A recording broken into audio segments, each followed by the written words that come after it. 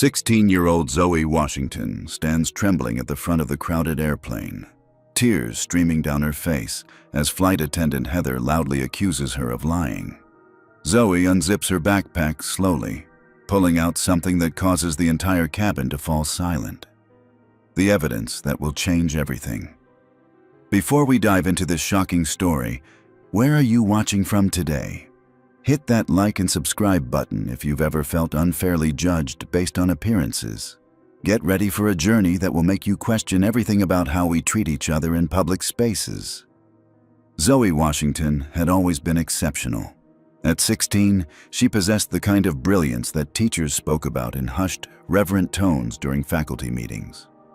Her bedroom walls were lined not with posters of celebrities, but with schematics she'd drawn herself.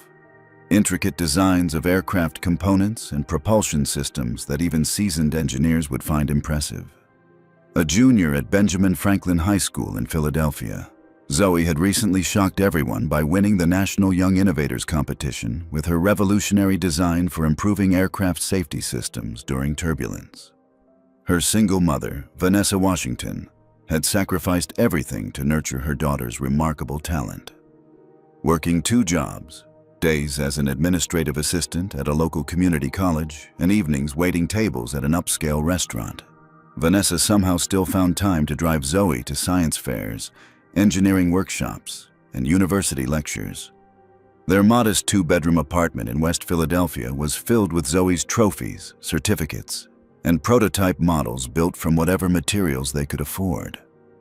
"We might not have much," Vanessa often told Zoe, while helping her with late-night project assemblies. "But dreams don't know bank balances." Those dreams had finally materialized into something extraordinary. An acceptance letter from NASA's Elite Student Advancement Program in Houston. A prestigious 6-week summer immersion for the nation's most promising young minds in aerospace. Only 12 students nationwide had been selected. The program included mentorship from actual NASA engineers, access to facilities normally restricted to all but top clearance personnel, and potential fast-track opportunities for future internships and college scholarships. The significance of this opportunity wasn't lost on either of them. Zoe would be the first Black student from her school ever selected for the program. When the acceptance email arrived, Vanessa had screamed so loudly that their downstairs neighbor had banged on the ceiling with a broom handle. "You did it, baby! You actually did it!" Vanessa had twirled her daughter around their small living room, both of them laughing and crying simultaneously. But the celebration had quickly been tempered by subtle microaggressions that appeared almost immediately. When Zoe proudly shared the news with her physics teacher, Mr. Lawson, his response had been a raised eyebrow and, "Well, I suppose NASA is really focusing on diversity these days." In the hallway, she overheard Amber Prescott, whose father was an airline executive, whisper to friends, "My dad says those special programs always have quotas to fill. You know what I mean." Each comment stung, but Zoe refused to let them dim her light. She'd earned this opportunity through years of dedicated work, countless nights studying while her peers were at parties, and an undeniable gift for engineering innovation. As the departure date approached, a painful reality set in. Vanessa couldn't accompany Zoe to Houston. Taking unpaid time off from either job would mean falling behind on rent, and the airline ticket alone would cost nearly a month's worth of groceries. "I'll be fine, Mom," Zoe had assured her, though her stomach knotted at the thought of traveling alone. "I'm practically an adult anyway. You call me the minute you land," Vanessa had insisted, trying to hide her own anxiety. "And when you get to the dormitory, and before you go to sleep." The morning of the flight, Vanessa had woken up early to make Zoe's favorite breakfast, blueberry pancakes with whipped cream smiley faces, a tradition from her childhood. As they ate, Vanessa had given her daughter the same talk she'd been giving her since kindergarten. "Remember?" "I know, Mom." Zoe had finished the familiar phrase. "I have to be twice as good to get half as far. And always stay calm, even when I have every right not to be." Vanessa had nodded, her eyes glistening. "The world isn't fair, baby, but you're going to change it, one invention at a time." At Philadelphia International Airport, Vanessa had walked Zoe as far as security would allow. Their goodbye hug had lasted so long that people had started walking around them. "Make me proud," Vanessa had whispered. "I already did," Zoe had replied with a confident smile that masked her nervousness. That confidence had quickly been tested. At the TSA checkpoint, Zoe was pulled aside for random additional screening while watching several white travelers pass through without a second glance. The agent had rifled through her carefully packed carry-on, disrupting the organization system she'd spent an hour perfecting that morning. At the gate, the boarding agent had frowned at her ticket and asked twice if she was sure she was in the right place, despite the clearly printed gate number. When Zoe joined the line for her boarding group, an older woman had tapped her shoulder. "Honey, they haven't called general boarding yet," she'd said, despite Zoe standing in the clearly marked Group B line with her Group B ticket displayed on her phone. Each interaction added a pebble to the growing weight in Zoe's stomach, but she maintained her composure, remembering her mother's words. This opportunity was too important to jeopardize by showing any reaction that could be labeled as difficult or having an attitude. When she finally boarded the plane bound for Houston, Zoe felt a surge of excitement pushing past the discomfort. She found her window seat, 14, and settled in, immediately texting her mother that she was safely on board. After stowing her phone, she pulled out the aerospace engineering textbook she'd borrowed from the library, along with a notebook already half filled with her own equations and sketches. A middle-aged white couple, later introducing themselves as Richard and Martha Henderson, settled into seats 14B and 14C beside her. Mr. Henderson, noticing her textbook, had smiled warmly. "Bit of heavy reading for a flight?" he'd commented kindly. "It's actually light reading for me," Zoe had replied with a small, proud smile, allowing herself a moment of self-acknowledgement. As the plane prepared for takeoff, Zoe gazed out the window at the terminal, watching the ground crew scurrying about. She placed her hand on her backpack, feeling the outline of her NASA acceptance letter in its special folder. Despite everything, in that moment, she felt unstoppable. Houston and her future awaited. The first hour of the flight passed uneventfully. Zoe had immersed herself in her textbook, occasionally making notes in the margins or sketching improved designs on her notepad. The seatbelt sign had been turned off, and the flight attendants had begun their beverage service, pushing carts down the narrow aisles.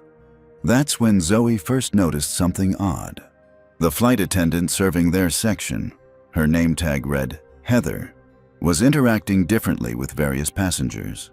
With the white businessman across the aisle, she was all smiles, asking twice if his ginger ale needed more ice. With the older white woman in front of Zoe, she leaned down to chat briefly about the weather in Houston. But when the beverage cart reached Zoe's row, Heather's demeanor shifted subtly. "What would you like?" she asked Mr. Henderson with a professional smile. "Coffee, black, please," he replied. "And for you, ma'am?" Heather turned to Mrs. Henderson. "Just water with lemon, thank you, dear." When it was Zoe's turn, she politely requested, "May I have some water, please?" Heather's eyes flickered briefly over Zoe, then moved on without serving her or acknowledging her request. Zoe, thinking perhaps the attendant hadn't heard her, waited patiently. But Heather continued down the aisle, serving the passengers behind them. "Excuse me?" Zoe called softly, raising her hand slightly. "I asked for water, please." Heather continued as if she hadn't heard, though she was barely 3 feet away. Mr. Henderson, noticing the interaction, frowned slightly. "Miss," he called, his voice carrying more authority than Zoe's. "I believe this young lady asked for water." Heather turned, her expression professionally neutral. "I'll come back with water for the entire row," she said dismissively, before continuing down the aisle. 15 minutes passed. Heather returned with another flight attendant, distributing pretzels, but no water for Zoe. Mrs. Henderson, noticing Zoe's empty tray table, shared a look with her husband. "Would you like some of my water, dear?" she offered kindly. "No, thank you. That's very nice. But I'm sure she'll come back," Zoe replied, not wanting to make a fuss. Mr. Henderson studied Zoe's textbook with genuine interest. Aerospace engineering? That's impressive. I was a mechanical engineer for 40 years before retiring. What interests you most about aerospace? Zoe's face lit up, grateful for the distraction. I'm particularly interested in safety systems. I've been working on a design that could help aircraft better stabilize during turbulence by using predictive algorithms and adaptive wing configurations. Mr. Henderson's eyebrows rose in surprise and respect.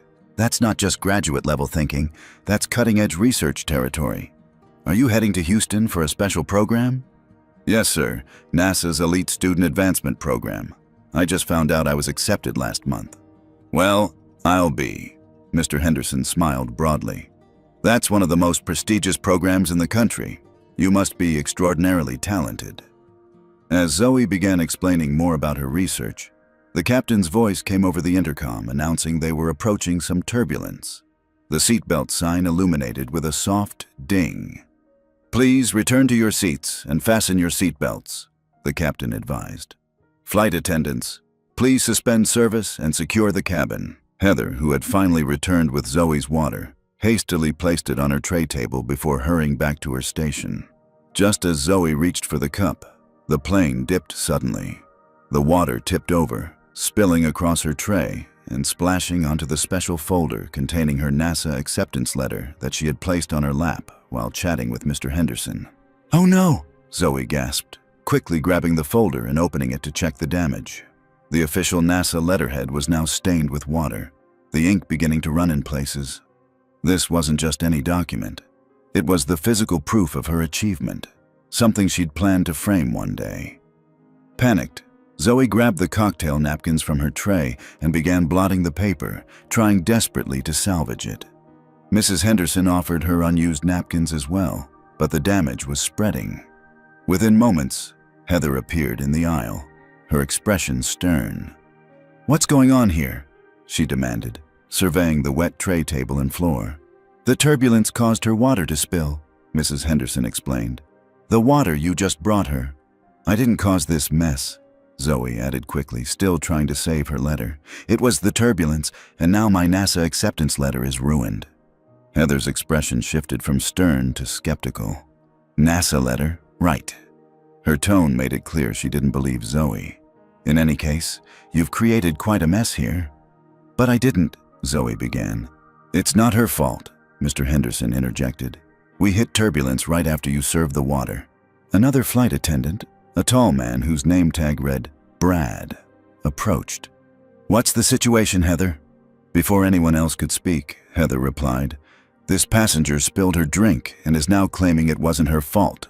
"It wasn't," Zoe insisted, feeling her heart rate increasing. "The turbulence?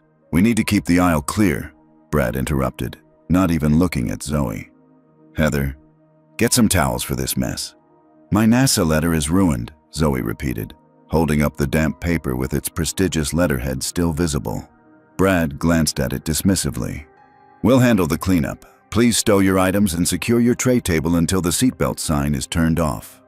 "But you don't understand," Zoe persisted, her voice rising slightly with frustration. "This is my acceptance to a special program. It's important." "Young lady," Brad said firmly, "I need you to follow instructions and stop disrupting other passengers." Zoe looked around, suddenly aware that several passengers were watching the interaction. Some had their phones out, recording the scene. Her cheeks burned with embarrassment. "She's not disrupting anyone," Mrs. Henderson said, her voice carrying surprising authority for her small frame. "The turbulence caused her water to spill on an important document. Anyone can see that's what happened." Brad straightened his uniform jacket. "Ma'am, we have procedures to follow. I'll need everyone to remain seated with their seatbelts fastened." As the flight attendants moved away to get cleaning supplies, Zoe sat rigidly in her seat, the damp NASA letter carefully placed back in its folder. She could feel tears threatening but held them back, unwilling to give anyone the satisfaction of seeing her cry.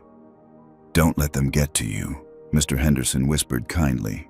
"Some people just can't recognize extraordinary when it's sitting right next to them." But Zoe could feel the weight of stares from around the cabin. What should have been an exciting journey to her dream opportunity was quickly becoming a nightmare, and she couldn't shake the feeling that this was only the beginning. Can you imagine being publicly humiliated on a crowded airplane simply because of the color of your skin? Drop a number 1 in the comments if you've ever witnessed discrimination in public transportation. Hit that like button if you believe everyone deserves to be treated with dignity regardless of their appearance. What would you do if you were in Zoe's situation?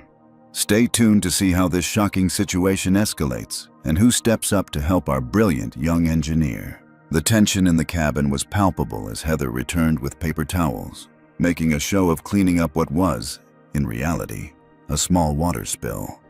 The seatbelt sign had turned off, but the atmosphere around row 14 remained charged with unspoken accusations. "Ladies and gentlemen," Heather's voice suddenly came over the intercom. "We'd like to remind you to keep your personal belongings secure at all times. We've had reports of suspicious activity on this flight. Please be vigilant and report anything unusual to the flight crew." As she made this announcement, her eyes pointedly drifted toward Zoe. The implication wasn't subtle. Several passengers glanced in Zoe's direction, their expressions ranging from curiosity to outright suspicion. Others looked uncomfortable, sensing the unfairness of the situation but unwilling to intervene. Zoe's chest tightened. She recognized what was happening because it wasn't the first time. Throughout her life, she'd endured being followed in stores, having people clutch their bags tighter when she passed, and fielding surprised reactions when people discovered her academic achievements. But this felt different, more public, more threatening, with no escape possible at 30,000 feet. Inside, Zoe was seething. The injustice of being labeled suspicious for simply existing in this space made her want to stand up and shout the truth. But her mother's words echoed in her mind. "The world isn't fair, but showing anger will only make them think they were right about you." This was the impossible balance Vanessa had taught her daughter from an early age. The burden of maintaining composure even when facing blatant injustice. The memory of one particular conversation flooded back to Zoe. She had been 12, returning from a regional science fair where she'd won first place. A security guard had stopped them in the parking lot, demanding to see the contents of Zoe's bag, suggesting someone had reported a young person matching her description, taking items from the display tables. After proving her innocence, Vanessa had gripped the steering wheel of their old Honda so tightly her knuckles turned white. "Listen to me," she'd said, her voice steady but eyes blazing. "You will encounter this again and again. You have to be twice as good to get half as far, and when they try to provoke you, you cannot give them what they're looking for. An angry black girl is exactly what they expect. Don't let them write that story for you." Now, sitting on this flight to what should have been her brightest opportunity, Zoe felt the weight of those expectations crushing her. She folded her hands in her lap to stop them from shaking, either from anger or fear. She wasn't sure which emotion was winning. Brad appeared at the end of their row, his stance wide and authoritative. "Miss, we need to check your backpack," he announced loudly enough for nearby rows to hear. "Why?" Zoe asked, keeping her voice deliberately calm. "We've had reports of missing items, and we need to conduct a security check," Brad replied. "What items? Who reported this?" Mr. Henderson demanded, his engineering textbook now closed on his lap. "Sir, I'm not at liberty to discuss security matters with passengers," Brad replied curtly. Zoe took a deep breath. "I haven't taken anything that doesn't belong to me. My backpack contains my personal items for an educational program." "Then you shouldn't have any problem letting us check," Brad countered. "I know my rights," Zoe responded, her voice steady despite her racing heart. "You can't search my belongings without reasonable suspicion. Being black isn't reasonable suspicion." Brad's face hardened. "No one said anything about your race, young lady. This is about airline security." A new face appeared behind Brad, an older man with gray hair and a flight purser's uniform. His name tag read Calvin. His presence should have been reassuring, an authority figure who might bring reason to the situation. Instead, his expression mirrored Brad's suspicion. "What seems to be the problem here?"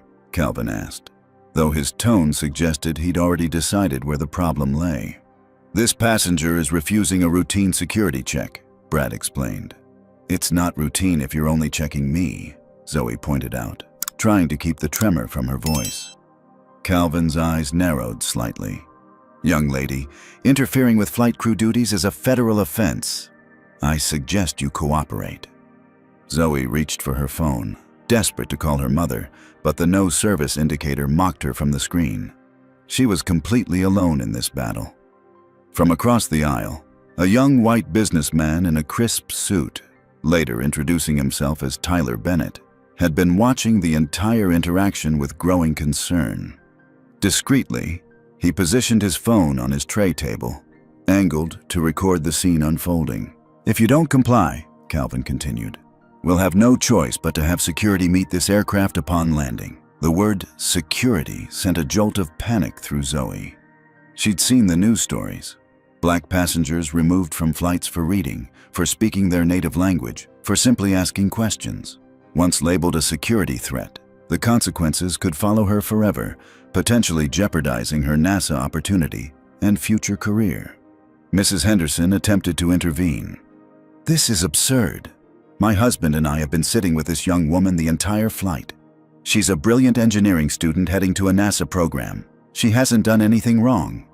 "Ma'am, please stay out of this," Calvin responded dismissively. "This is an airline security matter." "It's discrimination is what it is," Mrs. Henderson retorted, her voice rising. Calvin's expression hardened. "Ma'am, I'm going to ask you once to lower your voice and not interfere with crew duties." Mrs. Henderson, cowed by the authoritative tone, fell silent but remained visibly upset. Zoe felt the walls closing in. Passengers were staring openly now. Some had their phones out, recording the unfolding drama. She could imagine the social media posts already, context stripped away, judgments formed based on 10-second clips. "I need you to stand up and bring your backpack to the front galley for inspection," Calvin instructed. With shaking legs, Zoe stood. The humiliation burned through her as she lifted her backpack from under the seat. Every step down the aisle felt like walking a gauntlet as dozens of pairs of eyes tracked her movement. "This is what they want," she reminded herself silently. "To make you look guilty. Don't give them that power." But as she reached the front galley, standing under the harsh fluorescent lights with 3 white flight attendants surrounding her, power felt like something that had been stripped from her entirely. She was no longer Zoe Washington, brilliant engineering student and NASA program selectee. She was just another black body deemed suspicious, dangerous, out of place. And the worst part? Despite everything her mother had taught her about staying strong in these moments, despite her own determination not to break, Zoe could feel tears beginning to form at the corners of her eyes. Not from sadness, but from the pure, burning unfairness of it all. The front galley of the aircraft felt like a stage, with Zoe unwillingly cast as the main performer in a public humiliation. Calvin stood with his arms crossed while Brad hovered nearby. Heather unzipped Zoe's backpack without permission and began emptying its contents onto the small counter typically used for preparing drinks and snacks. One by one, Zoe's carefully packed possessions were exposed to the scrutinizing gaze of the flight crew and the many passengers who had abandoned any pretense of not watching. Her clothing for the 6-week program tumbled out first, neatly folded t-shirts, jeans, and the one semi-formal outfit her mother had splurged on for special occasions at NASA. Next came her toiletries bag, followed by the engineering textbooks she'd borrowed from the library. Each item seemed to puzzle the flight attendants, as if they had expected to find stolen goods instead of the normal belongings of an ambitious student. Then came items more personal. A small photo album containing pictures of Zoe and her mother at various science competitions, a handmade bracelet her mother had given her for luck, and worst of all, her journal. The leather-bound notebook contained not just her engineering ideas, but her private thoughts, fears, and dreams. Heather flipped it open, scanning the pages with raised eyebrows. "That's private," Zoe protested, reaching for the journal. Brad intercepted her hand. "We need to be thorough." Her NASA materials came next. Folders containing her acceptance letter, still damp from the water spill, program information, campus maps, and the research papers she'd prepared to discuss with her future mentors. Calvin picked up one of her research documents, skimming it with obvious skepticism. "You wrote this?" he asked, doubt evident in his tone. "Yes," Zoe replied, her voice smaller than she wanted it to be. "It's my turbulence mitigation design." Calvin exchanged a look with Heather that clearly communicated disbelief. Throughout the cabin, passengers had different reactions to the unfolding scene. Some, particularly those seated at the back who couldn't see clearly, seemed to be enjoying the in-flight entertainment. Others shifted uncomfortably in their seats, recognizing the injustice but unwilling to involve themselves. A few looked genuinely distressed, whispering to their seatmates with concerned expressions. As the last items were removed from her backpack, exposing the empty interior, Zoe found her voice again. The humiliation had pushed her to a breaking point. "Why aren't you searching anyone else's bags?" she asked, her voice carrying through the quiet cabin. "There are at least 20 people on this plane with backpacks exactly like mine." Calvin's expression hardened. "We're following standard security procedures." "No, you're not," Zoe countered, her mother's warnings temporarily forgotten in the face of such blatant injustice. "Standard procedure would mean random checks or checking everyone. You're only checking me, and we all know why." "I suggest you watch your tone, young lady," Brad warned. "My tone?" Zoe's voice rose slightly. "You've humiliated me in front of an entire plane for no reason. You've gone through my private journal. You've treated me like a criminal when all I did was have a water spill during turbulence. Water that your colleagues served me." A murmur ran through the watching passengers. Zoe could sense the mood shifting slightly, with more people appearing uncertain about what they were witnessing. Calvin leaned closer, lowering his voice. "Making accusations of discrimination is a serious matter. We're simply doing our jobs." "Your job is to treat all passengers with respect," Zoe responded, finding strength in speaking the truth. At that moment, Heather, who had been rummaging through a side pocket of the backpack, straightened up with a triumphant expression. Between her fingers, she held a pair of expensive wireless earbuds. "What do we have here?" she asked loudly, ensuring the cabin could hear. Zoe stared at the earbuds in confusion. "Those aren't mine. I've never seen those before." "Really?" Heather's tone was dripping with sarcasm. "Because Mr. Patterson in first class reported his earbuds missing about an hour ago. They look exactly like these." "They're not mine," Zoe repeated, her mind racing. "I don't own wireless earbuds. I can't afford them." A memory suddenly flashed through her mind. Heather briefly handling her unattended backpack earlier when Zoe had gone to the lavatory. It had seemed innocent at the time, just a flight attendant moving a bag slightly to clear the aisle. Now, the implications were horrifying. "Ladies and gentlemen," Calvin announced, addressing the cabin, "we have recovered stolen property. The situation is under control." "I didn't steal anything," Zoe protested, her voice cracking. "Someone planted those. I never touched them." "So now you're accusing our crew of planting evidence?" Brad asked incredulously. "That's a very serious allegation." "It's the truth," Zoe insisted, tears now flowing freely despite her best efforts to contain them. "Why would I steal earbuds when I'm on my way to a NASA program that could determine my entire future?" Calvin shook his head with exaggerated disappointment. "Continuing to lie only makes your situation worse. We will be detaining you upon landing for theft of personal property." The word detaining hit Zoe like a physical blow.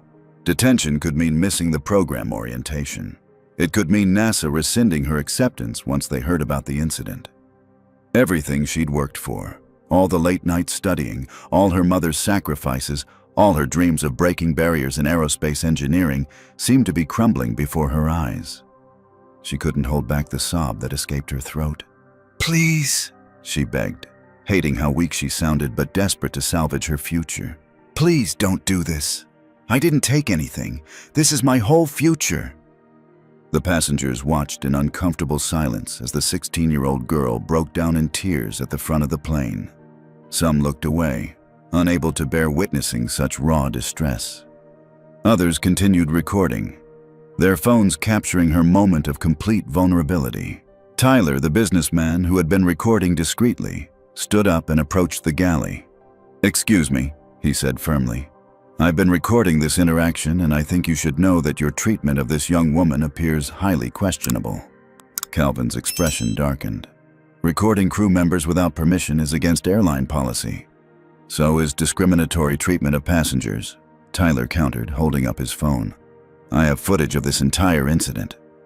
Heather stepped forward. Let me see that recording. Tyler pulled his phone back. The recording starts after the alleged theft would have occurred. It doesn't show everything that happened before.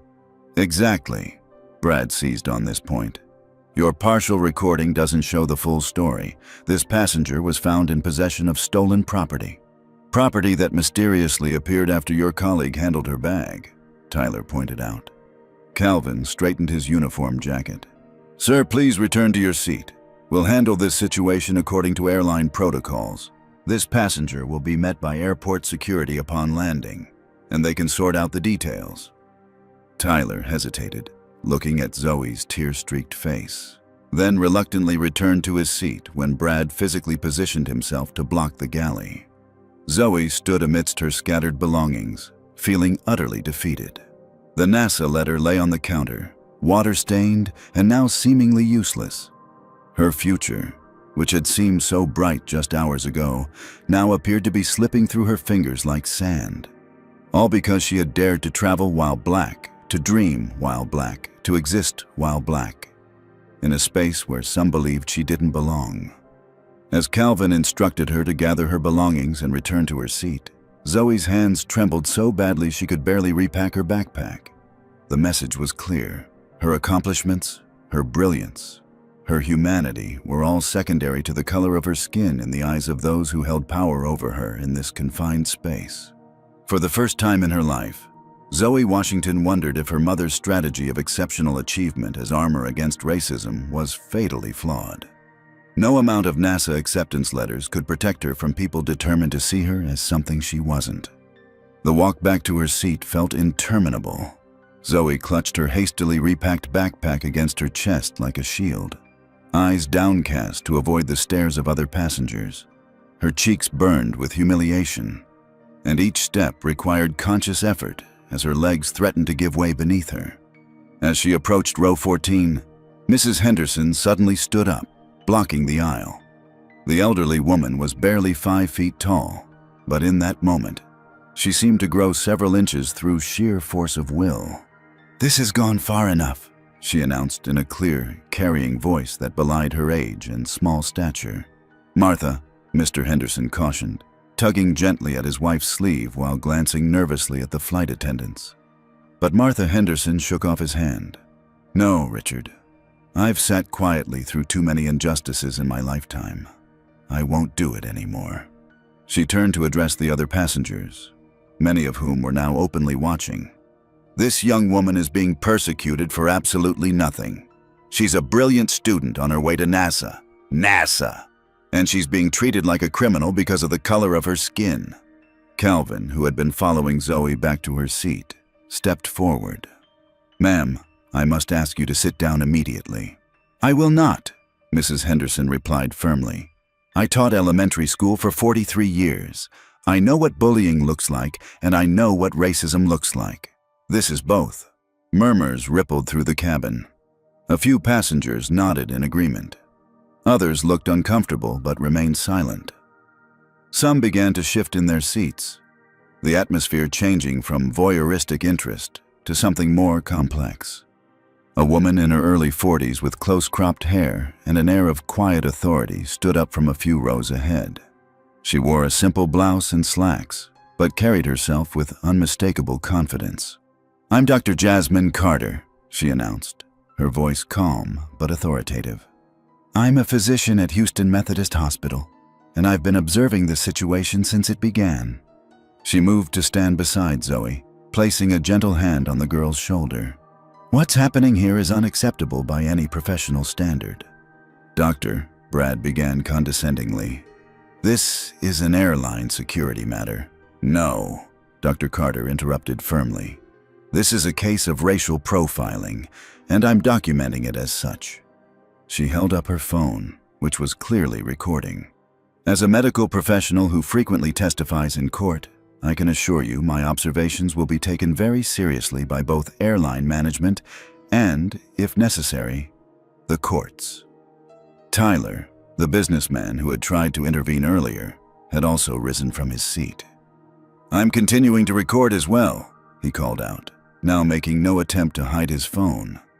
"And I've been live streaming portions of this to my social media followers." Calvin's face reddened. "Recording crew members is against airline policy. I'm going to have to ask you to stop immediately and delete those recordings." "I don't think I will," Tyler replied calmly. "The public has a right to know how this airline treats its passengers." "This is interference with crew member duties," Brad announced loudly. "All passengers need to return to their seats immediately." As if on cue, the captain's voice came over the intercom. "This is your captain speaking. All passengers must return to their seats immediately. Any further disruption may result in an unscheduled landing at the nearest airport. This is for the safety of everyone on board." The threat of a diverted flight caused some passengers to glare at Zoe and her defenders, but others seemed even more troubled by the escalating situation. "I need to call my mother," Zoe said quietly to Dr. Carter. "But I don't have service." "Go to the bathroom," Dr. Carter whispered. "Try to connect to the in-flight Wi-Fi. You might be able to make a call that way." Zoe nodded and made her way to the rear lavatory, slipping inside and locking the door. Her hands shook as she tried to connect to the Wi-Fi, eventually managing to get a weak signal. She called her mother through a messaging app, praying the connection would hold. "Zoe!" Vanessa's voice came through, broken and staticky, but recognizable. "Are you in Houston already?" "Mom!" Zoe choked out, finally allowing herself to fully break down now that she was alone. Between sobs, she explained the nightmare unfolding on the flight. "Those bastards," Vanessa hissed, her protective fury evident even through the poor connection. "Listen to me carefully, Zoe. Don't sign anything. Don't admit to anything. Document everything. If they try to detain you, repeat these words. 'I do not consent to this detention, and I want to call my lawyer.'" "We don't have a lawyer, Mom," Zoe whispered. "Melissa does," Vanessa replied, referring to her college friend who practiced civil rights law. "I'm calling her right now, and I'm booking the next flight to Houston. I don't care what it costs." "Mom, we can't afford..." "Don't you worry about that. This is what credit cards are for. Now, is there anyone on that flight helping you?" Zoe described Dr. Carter, the Hendersons, and Tyler. "Good. Get their contact information if you can. Now dry those tears and hold your head high. You've done nothing wrong. I raised a fighter, remember?" "I remember," Zoe whispered, drawing strength from her mother's words. "I love you, baby. I'm coming."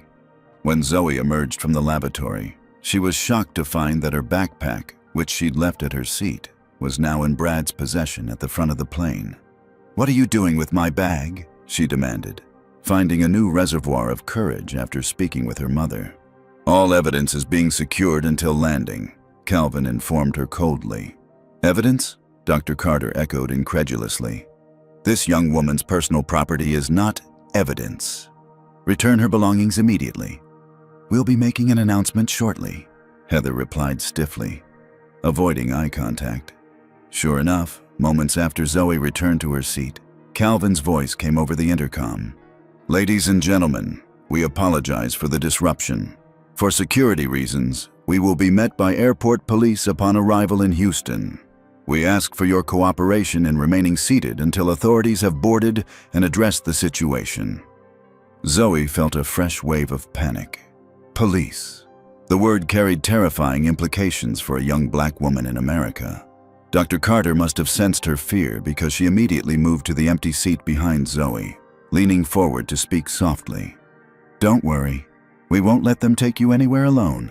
I'm staying with you until your mother arrives." Mrs. Henderson reached across her husband to pat Zoe's hand. "We're not going anywhere either, dear." As the announcement settled over the cabin, an unexpected shift began to occur. What had started as a small group of allies expanded as more passengers began to recognize the injustice unfolding before them.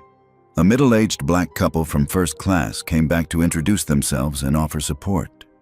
A college student studying law handed Zoe a card with the number for a legal aid society. An off-duty pilot from another airline approached Calvin, speaking in low, urgent tones about professional standards and liability. What had begun as Zoe against the flight crew was transforming into something larger, a growing coalition of passengers unwilling to be complicit in an act of blatant discrimination. For the first time since the nightmare began, Zoe felt a flicker of hope. She wasn't alone anymore. Have you ever witnessed injustice and wondered if you should speak up? Drop a number 1 in the comments if you believe silence in the face of discrimination makes us complicit. Has a child's innocent perspective ever changed how you view a situation?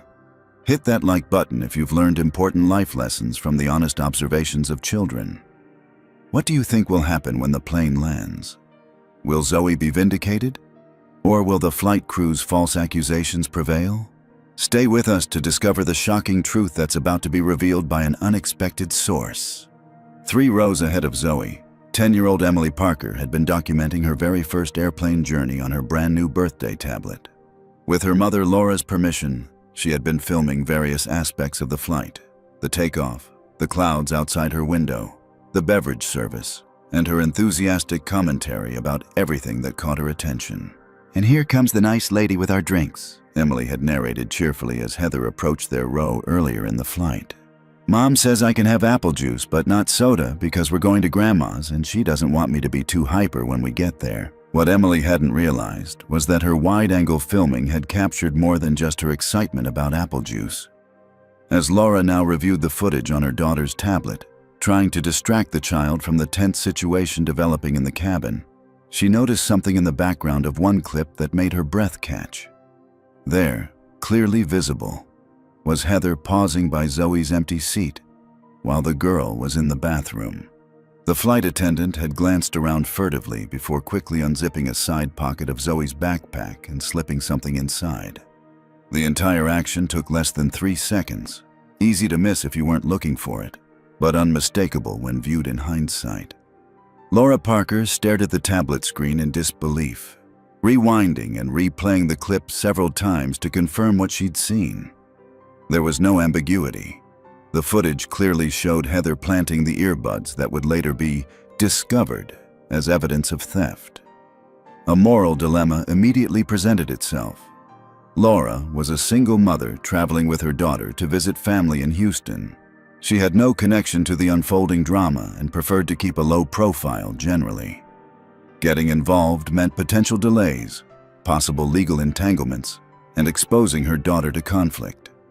But staying silent meant allowing a grave injustice to proceed, watching a young black woman potentially have her future destroyed by a false accusation. "Mom, why does that lady keep saying the girl stole something?" Emily asked innocently, having picked up on the commotion despite Laura's attempts to distract her. "The flight attendant put something in her bag. I saw her do it when I was filming. That's not fair." Laura looked at her daughter's earnest face, recognizing the simple moral clarity that adults sometimes lose in their complicated calculations of self-interest. "You're right, Em. It's not fair at all," she agreed softly. A memory surfaced.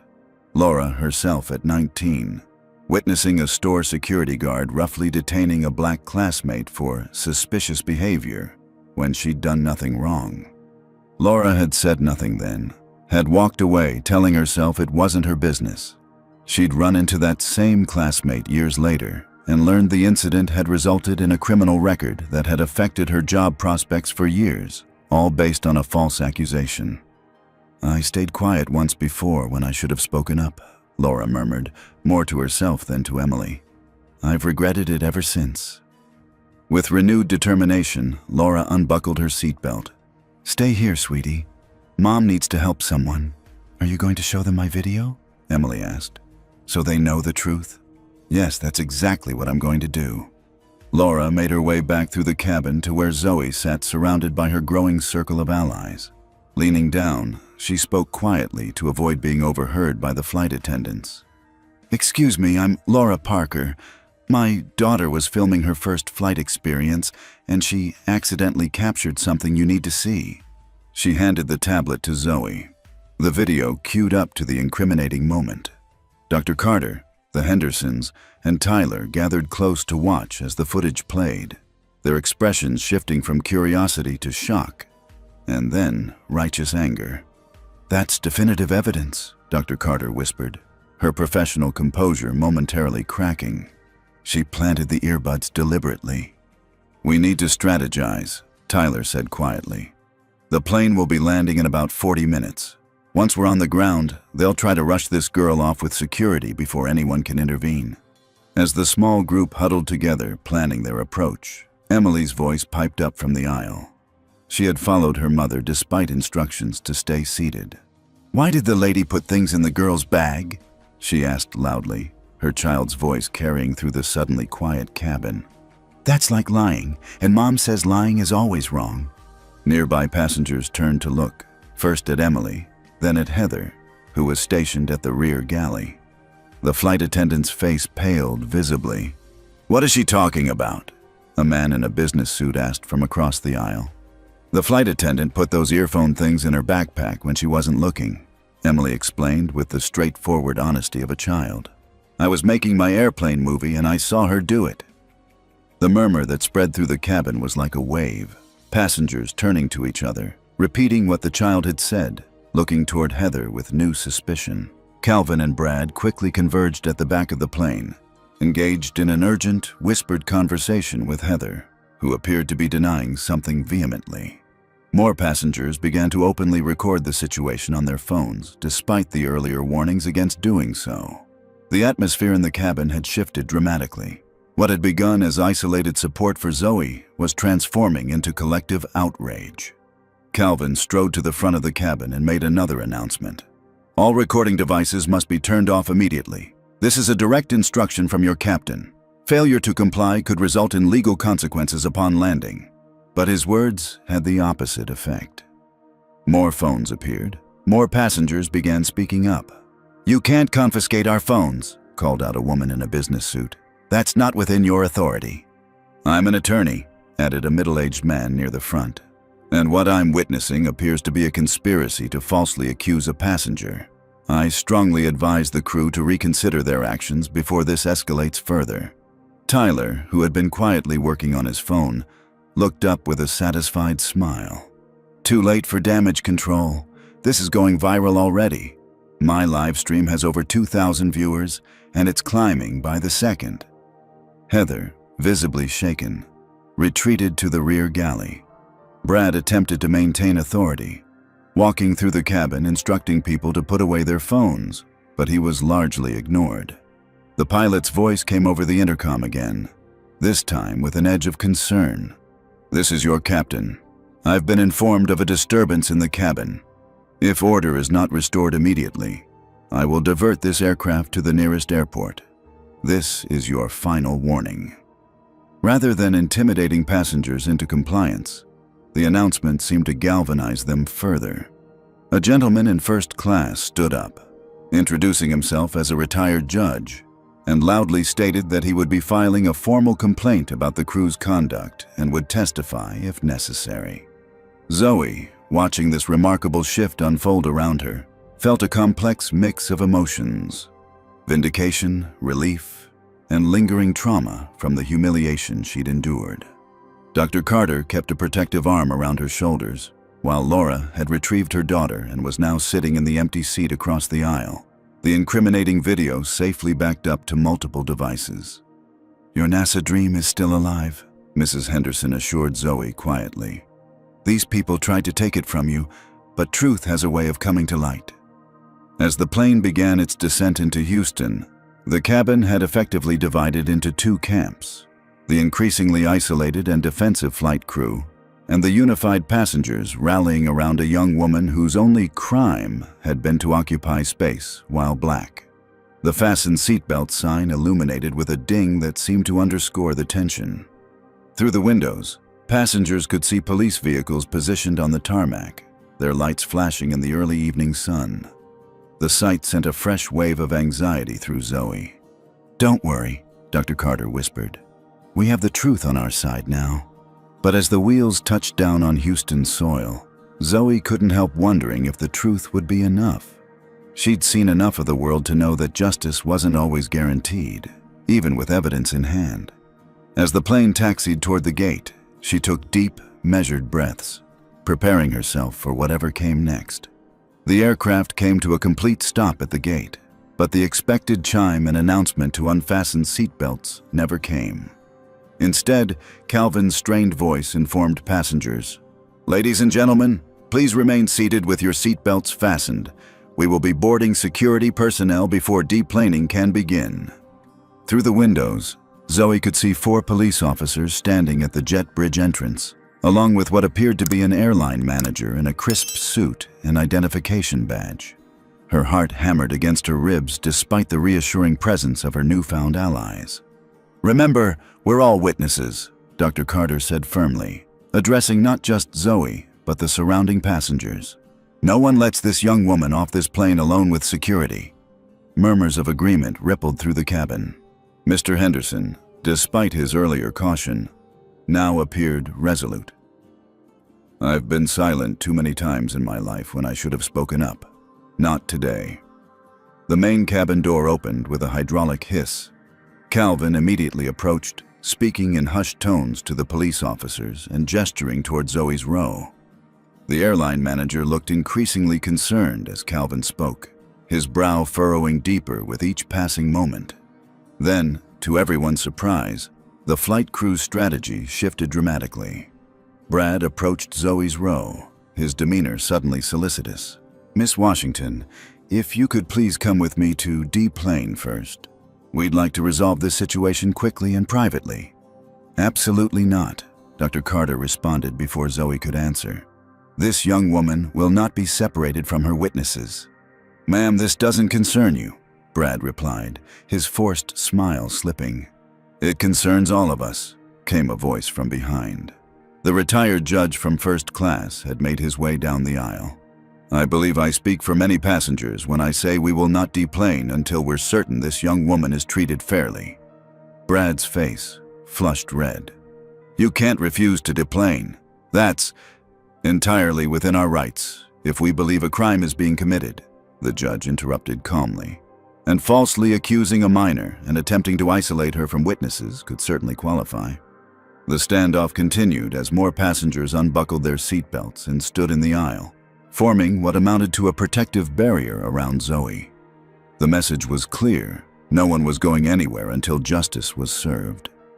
After several tense minutes, the cabin door reopened, and a new figure appeared. The captain himself, a middle-aged man with graying temples and an expression of barely contained anger. "What the hell is going on in my aircraft?" he demanded, addressing Calvin directly. "I've got a plane full of passengers refusing to deplane, police on my jet bridge, and dispatch telling me there's a social media firestorm about an incident on this flight." Calvin began explaining his version of events, characterizing Zoe as disruptive and uncooperative, claiming the earbuds had been found in her possession legitimately. Before he could finish, multiple passengers called out contradictions to his story. The captain's expression darkened further as he surveyed the cabin, clearly recognizing that the situation was far more complex than his crew had suggested. "Captain," Tyler called out, holding up his phone, "I have video documentation of what actually happened on this flight, and so do dozens of other passengers. Your crew has been engaging in racial profiling and evidence tampering." The airline manager, who had been waiting on the jet bridge, now stepped fully into the cabin, introducing himself as Robert Daniels, Customer Service Director for the airline's Houston operations. "I think we need to get to the bottom of this immediately," he announced, his voice carrying the authority of someone used to crisis management. "Captain, I suggest we move this discussion to the gate area, where we can review evidence properly." "I'm not leaving this plane without my backpack," Zoe stated firmly, finding courage in the support surrounding her. "And I'm not speaking to anyone without witnesses present." "Your backpack is being held as evidence," Calvin began. "Evidence of what exactly?" Laura interrupted, stepping forward with her daughter's tablet. "Of your flight attendant planting items in a passenger's bag? Because we have that on video." The cabin fell completely silent. Even the hum of the aircraft's auxiliary power unit seemed to pause in the heavy moment. "That's a very serious accusation," Robert Daniels said carefully. "It's not an accusation. "It's documented fact," Laura replied, turning the tablet to show him. "My daughter was filming her first flight experience. She accidentally captured your flight attendant placing items in this young woman's bag while she was in the bathroom." The captain stepped forward to view the footage, his face darkening with each passing second. After watching the clip twice, he turned to Calvin with a thunderous expression. "Is this true?" he demanded. Calvin's composure finally cracked. "Sir, I wasn't aware of any.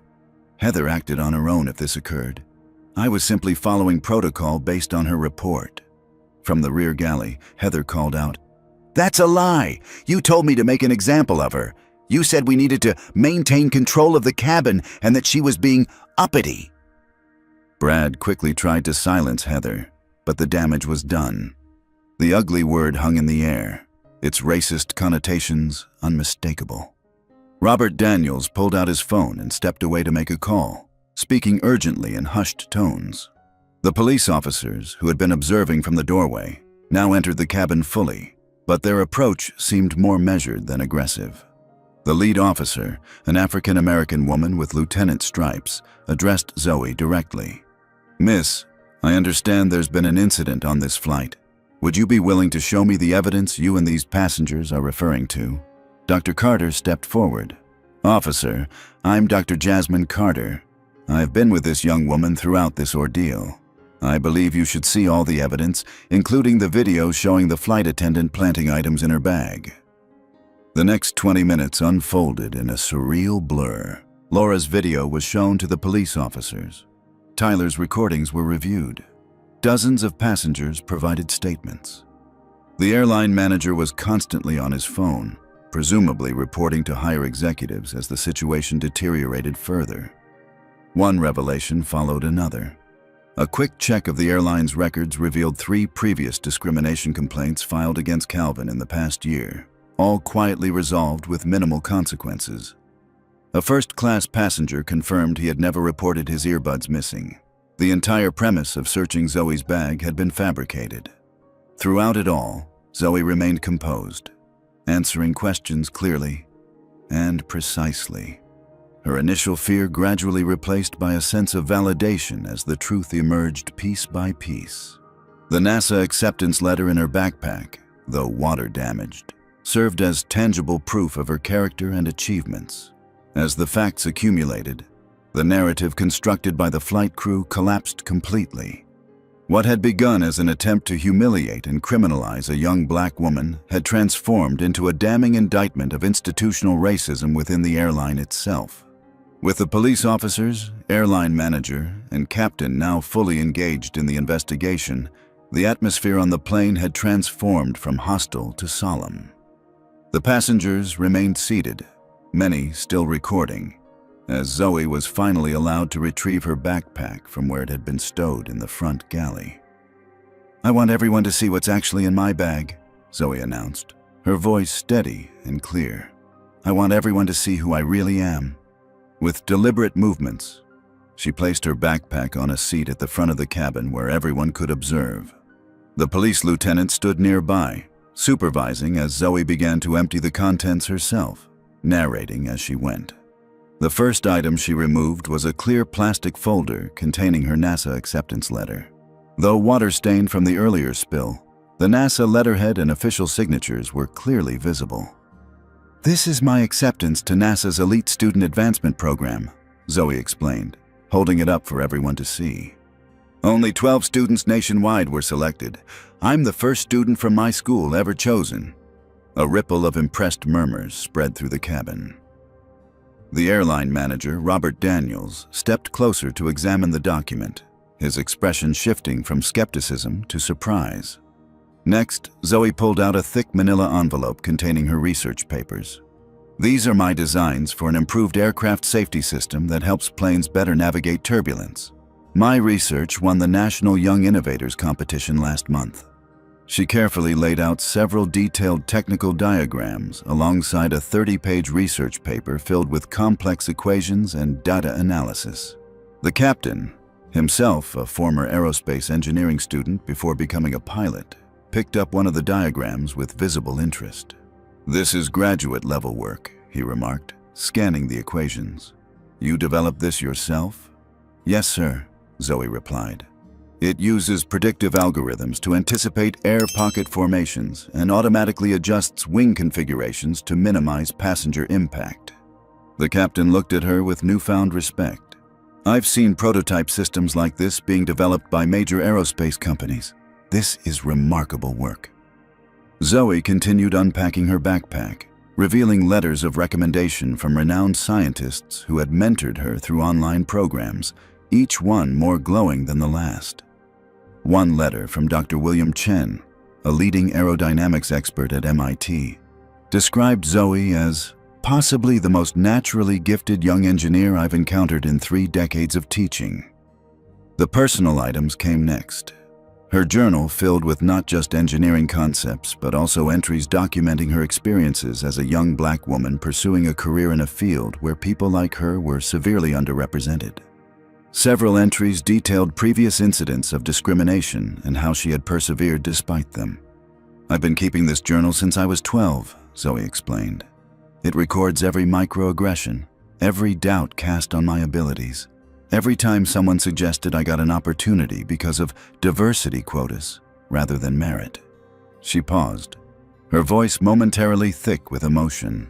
"It also records every breakthrough, every problem I've solved, and every barrier I've broken." From a carefully padded side pocket, Zoe extracted a small device about the size of a cell phone with various sensors attached. "This is the prototype I built for my turbulence mitigation system. It's just a proof of concept, but it demonstrates how the algorithm would work in real conditions." One of the police officers, who had been watching silently, spoke up. "Wait. Is that the adaptive wing configuration device that was in the science journal last month? My son did a report on it for his high school class." Zoe nodded, a small smile finally breaking through her serious demeanor. "Yes, sir. That's my design." The revelation seemed to shift something fundamental in the cabin. This wasn't just any passenger being mistreated. This was a genuine prodigy whose contributions could potentially save lives in the future. The injustice of what had transpired felt even more acute in light of what Zoe Washington represented. As the last items were removed from the backpack, the planted earbuds sat isolated on the seat, their presence now an obvious anomaly among Zoe's meticulously organized possessions.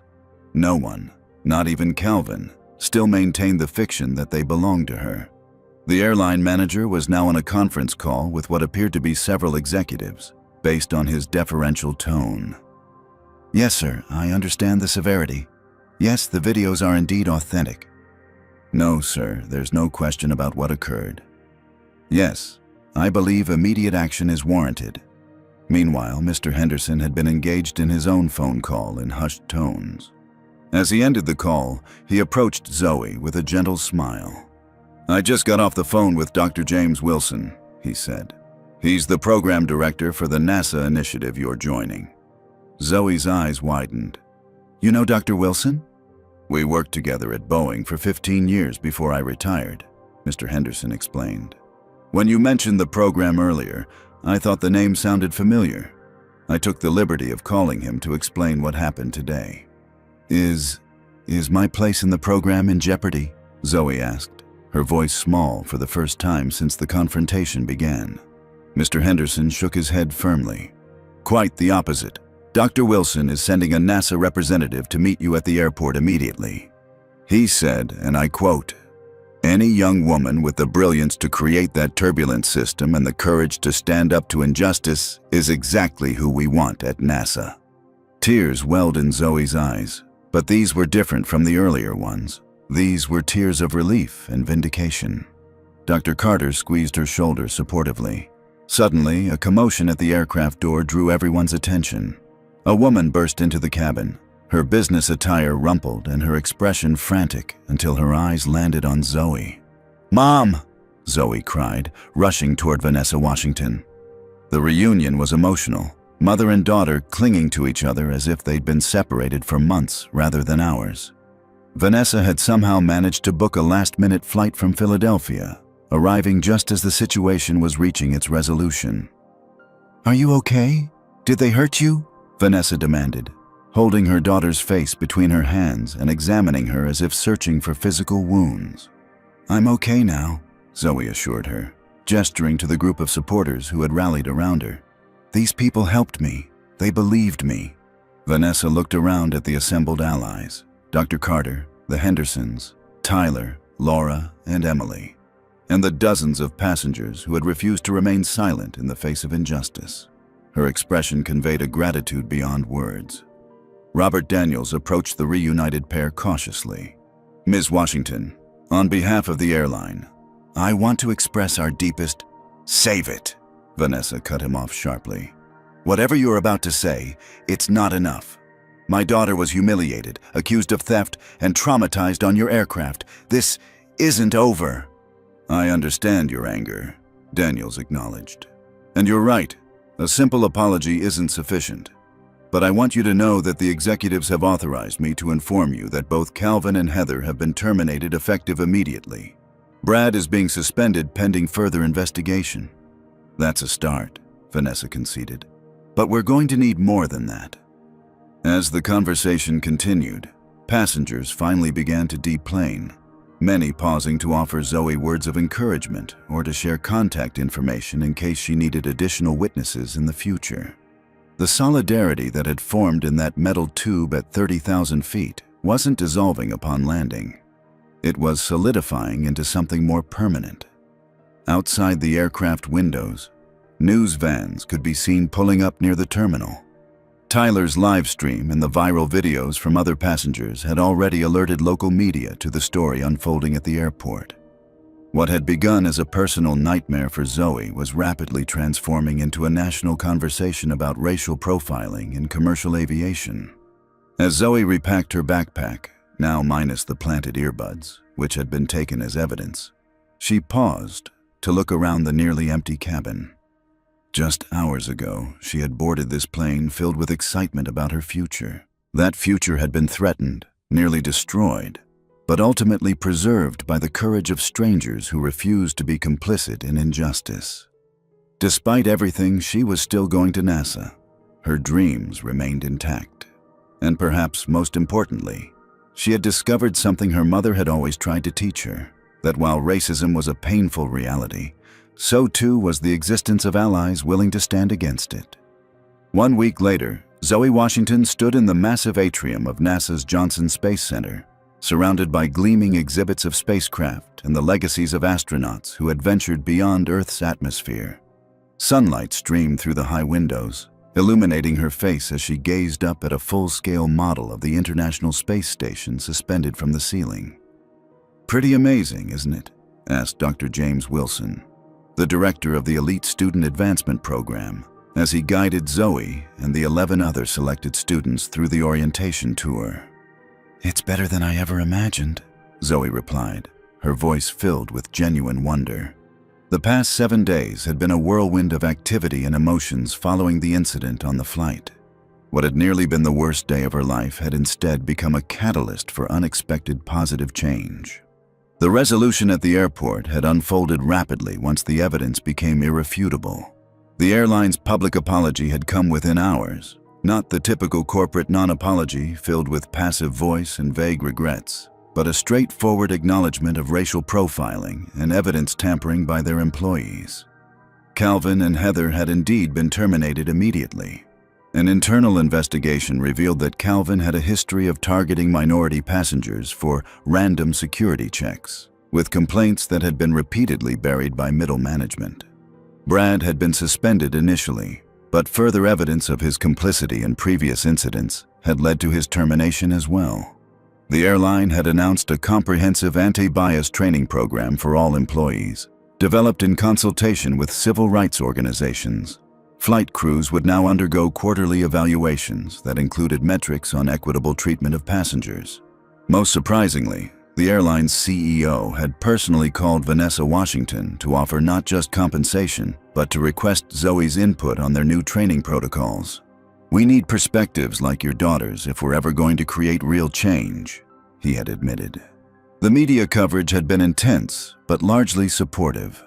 Zoe's story had resonated with millions who had experienced similar treatment in public spaces. Her NASA credentials and brilliant engineering work had shattered stereotypes on national television, inspiring countless young people of color to see new possibilities for themselves in STEM fields. But perhaps the most meaningful outcome had been the connections formed during that fateful flight.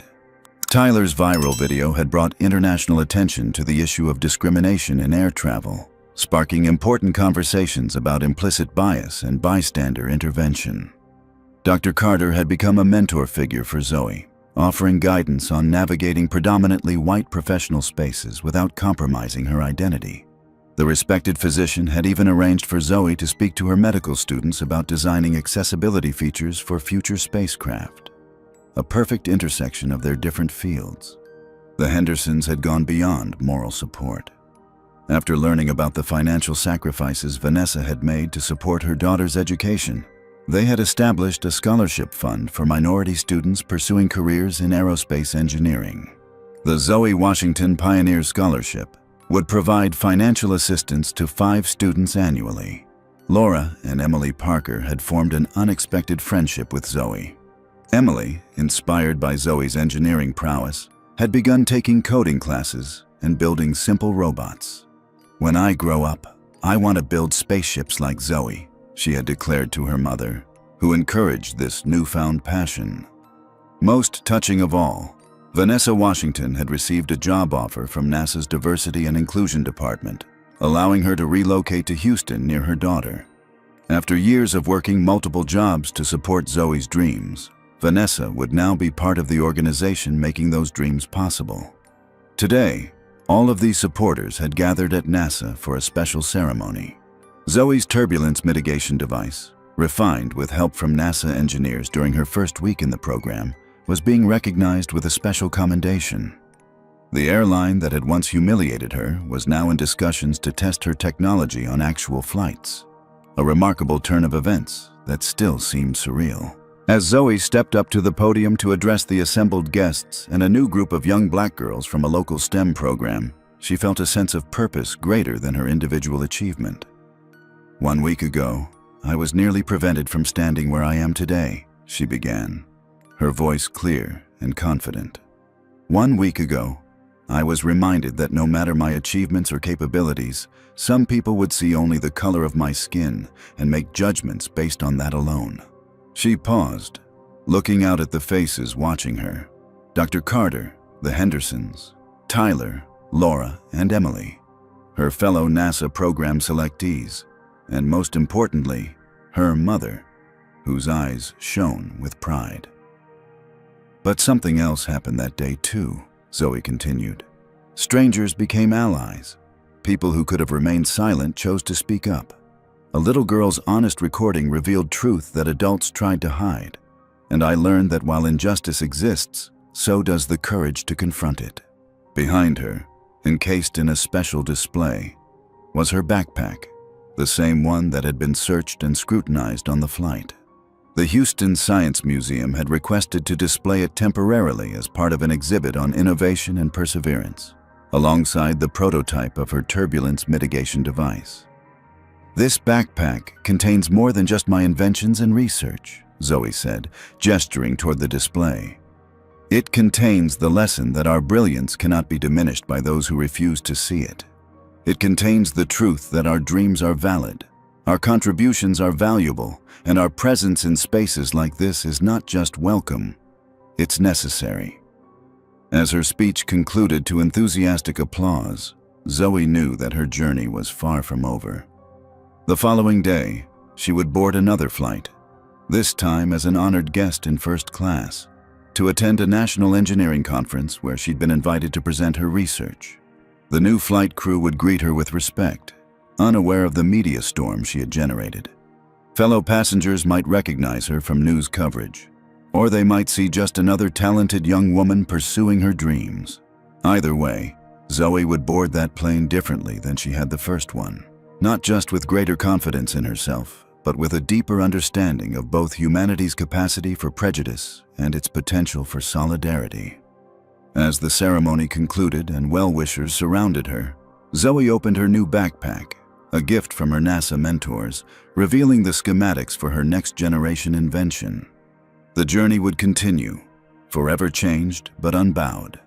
Standing in that temple of human achievement, where the boundaries of what's possible are constantly expanded, Zoe Washington had claimed her rightful place, not as an exception or a quota, but as a brilliant mind whose contributions would someday help carry humanity to the stars.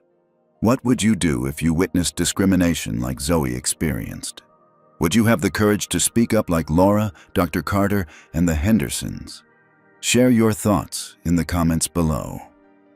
If this story moved you, please like, subscribe, and share it with someone who needs to hear this message of perseverance and justice. Remember, change happens when good people refuse to remain silent in the face of injustice. Zoe's story teaches us powerful truths about courage and justice in modern America. First, racism doesn't disappear with achievement. Even NASA-bound prodigies face discrimination. Second, silence enables injustice, while speaking up creates ripples of positive change that extend far beyond a single incident. Third, evidence matters. Recording discriminatory actions transforms individual trauma into systemic accountability. Fourth, allies come in all forms, from elderly couples to young children with tablets, reminding us that confronting racism requires diverse voices united in purpose. Most importantly, Zoe's journey shows that while racism attempts to diminish Black excellence, it ultimately fails when faced with unshakable dignity and supportive community. Her backpack contained more than engineering brilliance. It carried the weight of representation and the power of perseverance. In standing her ground, Zoe not only preserved her own future, but created space for countless others who will follow in her footsteps toward the stars. Have you ever witnessed discrimination and wished you had spoken up? Or perhaps you were the one brave soul who did. Share your experience in the comments below. What would you have done if you were on Zoe's flight?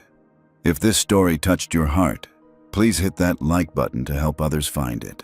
Subscribe for more powerful stories about overcoming injustice and breaking barriers. Share this video with someone who needs a reminder that standing against racism creates real change. Thank you for joining me on this journey of courage and transformation. May we all find the strength to be like Emily, seeing injustice clearly and speaking truth without hesitation. Until next time, remember that your voice matters in creating the world we all deserve to live in.